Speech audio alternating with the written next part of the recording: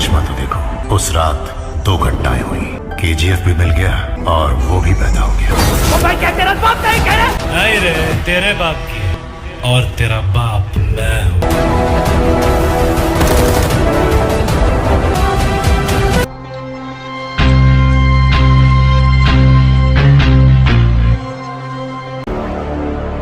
कहते हैं ना हर पिक्चर में कोई एक होता है, तुझे देखकर मुझे ऐसा ही लगा। कौन हीरो? नहीं, विलन।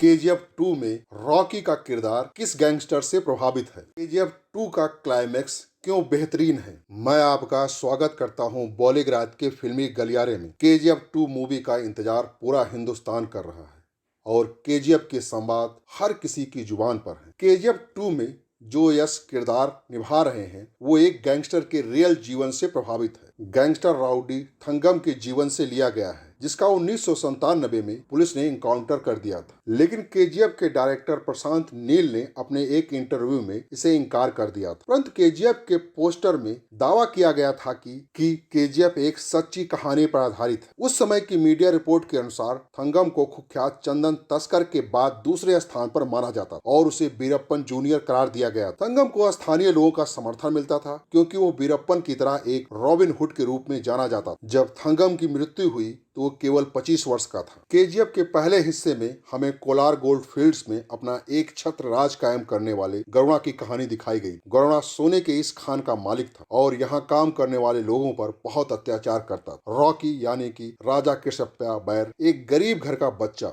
जिसकी माँ पैसे की कमी से इलाज न मिल पाने के कारण मर गई थी, लेकिन उसने मरते समय अपने बेटे से वचन लिया था कि वो बड़ा होकर बहुत ताकत और पैसा कमाएगा और जल्द ही रॉकी भाई नाम का एक डॉन बन गया। उसका बड़ा होता नाम देख कोलार खान को हथियाने के लालची लोग उसे गरुणा को मारने के लिए सुपारी देते हैं। पहली बारी में फेल होने के बाद रॉकी गरुणा को उसके गढ़ में यानी खान में ही मारने का प्लान बनाता और मार भी देता। पहली फिल्म यही खत्म हो गई। अधीरा गरुणा का चाचा है। सोने की खान के मालिक सूरवर्धन ने अधीरा को नजरअंदाज कर अपनी बीमारी के बाद खान को संभालने की जिम्मेदारी गरुणा को सौंप देता है। इस बात से अधीरा नाराज था। फिल्म के पहले हिस्से में अधीरा का कई जगह जिक्र आता है जिसमें उसे बहुत ताकतवर और क्रूर बताया जाता है। रॉकी के हाथों गरुणा की हत्या के बाद अब अधीरा की नजर भी खान पर है। दूसरी ओर रॉकी भी उस खान पर अपना कब्जा चाहता है। इससे उसे बहुत सारा पैसा मिलेगा और ये सब तब संभव हो पाएगा जब उसके पास ताकत होगी। मतलब वो अपनी माँ को दिए हुए वचन को पूरा करने के लिए ये सब कर रहा है। सारी टसल उस खान को लेकर है। इसलिए केजीएफ 2 में रॉकी और अधीरा आमने सामने होंगे। साथ में कई और खिलाड़ी होंगे जो कोलार गोल्ड माइन पर अधिकार करना चाहते हैं। पहली फिल्म में सिर्फ गरुणा को मारने की कहानी दिखाई गई। इसके आगे क्या होता है और फाइनली कहानी कहां पहुंचती है ये हमें फिल्म के दूसरे हिस्से में देखने को मिलेगा। लेकिन यहाँ मेन लड़ाई अधीरा और रॉकी के बीच है। केजीएफ 2 में रीना के कैरेक्टर पर भी फोकस किया गया है। आज के लिए बस इतना ही। आप हमें कमेंट करके बताइए क्या ये फिल्म